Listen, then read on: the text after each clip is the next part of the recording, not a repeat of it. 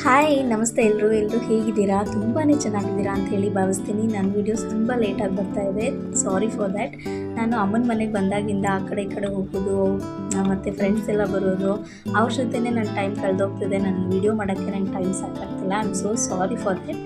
And ಇವತ್ತು ನಾನು ಬೆಂಗಳೂರಿಗೆ ಬಂದಮೇಲೆ ಬನಶಂಕರಿ ಟೆಂಪಲ್ಗೆ ಹೋಗಿದ್ವಿ. ಆ ವಿಡಿಯೋನ ಶೇರ್ ಮಾಡ್ಕೊತಾ ಇದ್ದೀನಿ ನಿಮ್ಮ ಜೊತೆಗೆ.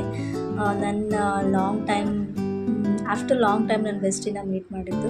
ಅವಳು ನನ್ನ ಲೈಫ್ ಟೈಮ್ ಬೆಸ್ಟಿನೂ ಕೂಡ ಆಗ್ತಾಳೆ. ಹಾಗೆ ನನ್ನ ತಮ್ಮ, ತಂಗಿ, ಹಾಗೆ ನನ್ನ ಮಗ. ಅವಳು ಬೆಳಗಿನ ಜಾವ ಒಂದು 10 ಗಂಟೆ ಅಷ್ಟರಲ್ಲಿ ನಾವು ಟೆಂಪಲ್ ಒಳಗಿದ್ವಿ. ಅಷ್ಟೊಂದೇನು ಜನ ಇರಲಿಲ್ಲ. ಮಂಗಳವಾರ ನಿಂಬೆಹಣ್ಣು ದೀಪ ಹಚ್ಚೋರು ತುಂಬ ಜನನೇ ಇದ್ದರು. ಆದರೂ ಸಂಡೇ ಹಾಗೆ ಶುಕ್ರವಾರ ತುಂಬ ಜನ ಇರ್ತಾರೆ. ಅದಕ್ಕೆ ಹೋಲಿಸ್ಕೊಂಡ್ರೆ ಇವತ್ತು ಸ್ವಲ್ಪ ಕಡಿಮೆ ಅಂತ ಅನ್ನಿಸ್ತು. ದರ್ಶನ ಬೇಗನೆ ಆಯಿತು. ಒಳಗಡೆ ಎಲ್ಲ ದೇವಸ್ಥಾನದೊಳಗೆ ಗರ್ಭಗುಡಿ ಒಳಗೆ ಫೋಟೋ ತಗೊಳಕ್ಕೆ ಬಿಡಲಿಲ್ಲ. ಅಷ್ಟೇ, ಅಲ್ಲಿವರೆಗೂ ಹೋಗುವಷ್ಟು ಮಾತ್ರ ತಕ್ಕೊಂಡೆ. ಅಲ್ಲಿ ಫುಲ್ ದೇವರ ಫೋಟೋ ಮಾಡ್ಕೊಂಡು ಬಿಡಲಿಲ್ಲ. ನನ್ನ ಫ್ರೆಂಡ್ ಕೂಡ ಅದಕ್ಕೆ ಒಪ್ಕೊಂಡಂತ. ಅಂದರೆ ಅವಳು ಪ್ರತಿ ಮಂಗಳವಾರನೂ ನಿಂಬೆಹಣ್ಣು ದೀಪ ಹಚ್ತಾಳೆ. ಅದು ದೀಪ ಎಲ್ಲ ಹಚ್ಚಿ ಅದನ್ನೆಲ್ಲ ಮುಗಿಸ್ಕೊಂಡು ದೇವ್ರ ದರ್ಶನ ಮುಗಿಸ್ಕೊಂಡು ಪ್ರಸಾದ ತೊಗೊಂಡು ನಾವು ವಾಪಸ್ ಮನೆಗೆ ಬಂದ್ವಿ. ಅವ್ಳು ಕೆಲ್ಸಕ್ಕೆ ಹೋದ್ಲು.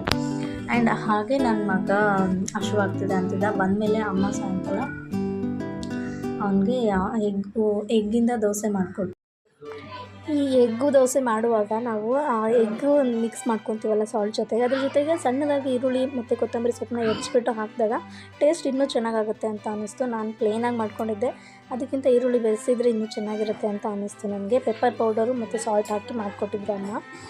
ಬರೀ ಸಾಲ್ಟ್ ಹಾಕಿದ್ರು ಶ್ರೀ ತಿಂತಾನಲ್ಲ ಅಂದ್ಬಿಟ್ಟು ನಾನು ಹಾಕಿದ್ರೆ ಹಸಿಮೆಣ್ಸಿನ್ಕಾಯಿನ ಬೆರೆಸ್ಕೊತಿದ್ದೆ. ಅದು ಸಣ್ಣದಾಗಿ ಹೆಚ್ಕೊಂಡು ತಿನ್ನೋಕ್ಕೆ ಇಷ್ಟಪಡ್ತಿದ್ದೆ. ಅವನಿಗೋಸ್ಕರ ಸಪ್ಪೆನೇ ಮಾಡಿಕೊಟ್ರು ಅಮ್ಮ. ಅದಾದಮೇಲೆ ನೆಕ್ಸ್ಟ್ ನಾನು ಅದಕ್ಕೆ ಅವನಿಗೆ ಯಾವುದೇ ಥರ ಕಾಳು ಪಲ್ಯ ಅದೇನು ಕೊಡೋಕ್ಕೆ ಹೋಗಲಿಲ್ಲ. ಅಲ್ಲಿ ಮನೇಲಿ ಕೆಚಪ್ ಇತ್ತು, ಹಾಗಾಗಿ ಕೆಚಪ್ಪಲ್ಲಿ ತಿನ್ಸೋಣ ಅಂತ ಕೊಟ್ಟರೆ ಕೆಚಪ್ನೇ ತಿಂತಾಯಿದ್ದ ಅವ್ನು ಬರೀ.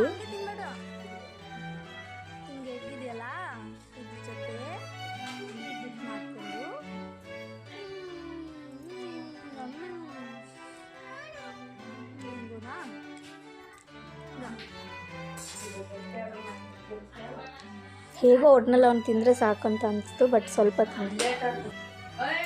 ಇನ್ನು ಶುಕ್ರವಾರ ನಮ್ಮದೊಂದು ಫ್ಯಾಮಿಲಿ ಫಂಕ್ಷನ್ ಇತ್ತು. ಅದು ನನ್ನ ತಂಗಿ ಸೀಮಂತನೇ ಆಗ್ತು, ಹೋಗ್ಬೇಕಂತ ಅಂದ್ಕೊಂಡಿದ್ವಿ. ಸ್ವಲ್ಪ ಲೇಟ್ ಆಯಿತು. ಆಫ್ಟರ್ನೂನ್ ಹೋದ್ವಿ ನಾವು. ಒಂದು 2:30 ಆಗಿತ್ತು ನಾವು ಹೋದಾಗ. ಫಂಕ್ಷನ್ನು ಆಲ್ಮೋಸ್ಟ್ ಕಂಪ್ಲೀಟಾಗಿ ಮುಗ್ದೇ ಹೋಗಿತ್ತು. ಅವಳ ಜೊತೆ ಒಂದಷ್ಟು ಫೋಟೋಸ್ ತಕ್ಕೊಂಡು ಹಾಗೆ ಊಟ ಮುಗಿಸ್ಕೊಂಡು ಅವ್ರ ಮನೆಗೆ ಹೋಗಿ ಒಂದು ಸ್ವಲ್ಪ ಹೊತ್ತು ಅವಳ ಜೊತೆ ಟೈಮ್ ಸ್ಪೆಂಡ್ ಮಾಡಿಕೊಂಡು ಆಮೇಲೆ ಹೊರಟ್ವಿ. ಅವರು ಯೂನಿಕಾಗಿ ತುಂಬ ಚೆನ್ನಾಗಿ, ನಮ್ಮ ಕಡೆ ಎಲ್ಲ ಈ ರೀತಿ ಅಷ್ಟಾಗಿ ಗ್ರ್ಯಾಂಡಾಗಿ ಮಾಡಲ್ಲ ಸೀಮಂತ ಫಂಕ್ಷನ್ಗಳು.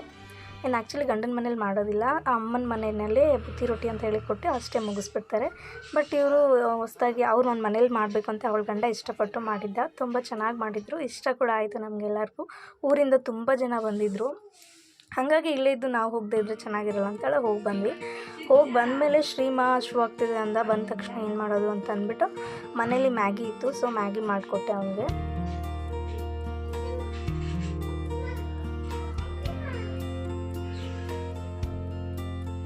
ಅವನಿಗೆ ಫೋನ್ ಬೇಕು ಅಂತ ಹಠ ಮಾಡ್ತಾಯಿದ್ದ.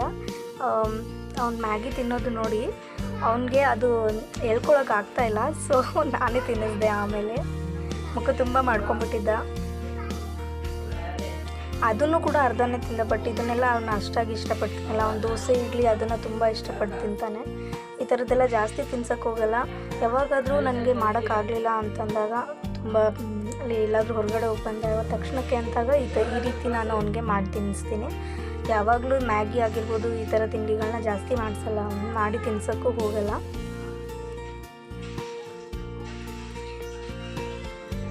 ಇದು ಅವ್ನಿಗೆ ಹೊಟ್ಟೆನೂ ತುಂಬೋದಿಲ್ಲ. ಸುಮ್ಮನೆ ಅವನಿಗೆ ಆಗಿನ ಮಟ್ಟಿಗೆ ಒಂದು ಸ್ವಲ್ಪ ಹೊಟ್ಟೆ ತುಂಬಲಿ ಅಂತೇಳಿ ಮಾಡಿಕೊಟ್ಟಿದ್ದು. ಈ ಕಂಪ್ಲೀಟ್ ವಿಡಿಯೋ ನಿಮಗೆ ಇಷ್ಟ ಆಗಿದರೆ ದಯವಿಟ್ಟು ಶೇರ್ ಮಾಡಿ ಆ್ಯಂಡ್ ಸಬ್ಸ್ಕ್ರೈಬ್ ಮಾಡಿ ಆ್ಯಂಡ್ ಸಪೋರ್ಟ್ ಮಾಡಿ. Thank for watching.